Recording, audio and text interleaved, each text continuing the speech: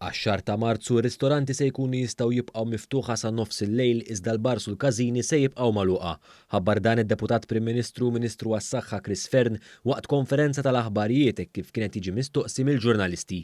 Fil-fatt, Fern spjega li wara li tkellem mal-Prim Ministru Robert Abela u affirma avviż legali li mistenni jiġi ppubblikat f'qasir żmien. Jiena għadni kemm informajt u informat il-Prim Ministru wkoll legal notice li tkun pubblikata bejn illum u għada illi ħatkun qiegħda testendi illi għax-xahar illi ġej il-każini l-bars mhumiex se jkunu miftuħa. Minnaħa l-oħra ir-restaurants illi aħna konna qedna li għall-frar ħajkunu obbligati li jgħalqu fil-11 issa mill-ewwel ta' Marzu ħajkunu obbligati li jgħalqu f'nofs il-lejl.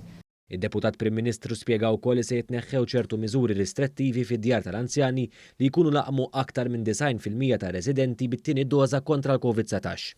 Fil-ġurnati li ġejjin anke billi jkun qed iħabbar dar il-Ministeru tal-Anzjanità dawk il-persuni li huma residenti fid-djar tal-anzjani fejn aktar minn 90% ta' residenti ħadu it-tieni doża u għaddu 10 ijiem biex bekk l-immunità tkun waslet fil-massimu tagħha ħanneħħu l-miżuri ta' shielding. Ġifier mhux se jibqa' dak il-miżuri fejn wieħed ma jistax iżur raba tiegħu jew fejn l-anzjani ma jistgħux jitħaltu ma' xulxin, imma ħankunu qegħdin anke r-riżultat tas-suċċess tal-vaċċinar f'dan l-age group inneħħu dawk il-miżuri. Qal ukoll li t-tilqimet jaħdem u skont evidenza ċara dawk li qed jieħdu anke t-tieni doża mhux jieħdlu l-isptar minħabba l-virus. Dwar ċertu numri ta' infezzjonijiet f'dawn l-aħħar jiem, il-Ministru għas-Saħħa spjega li fiċ-ċifri qed jiżdiedu l-każijiet pożittivi li qed jinqabdu bit-testijiet li jagħtu riżultat fi ftit minuti magħrufa bħala rapid tests. Qal li dawn il-każijiet jammontaw għal 15%. Qal li 8% tal-każijiet huma mill-varjant Ingliż u r-rata ta' intraċċar għal dan it-tip ta' varjant hija ta' 13%.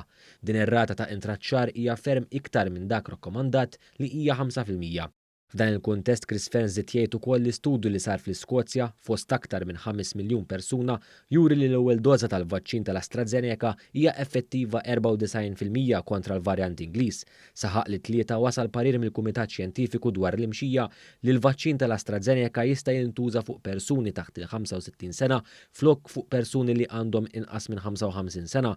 B'hekk din id-direttiva ġdida se tidħol fis-seħħ minn għada biex aktar nies jibdew jitlaqmu anke bil-vaċċin tal-AstraZeneca.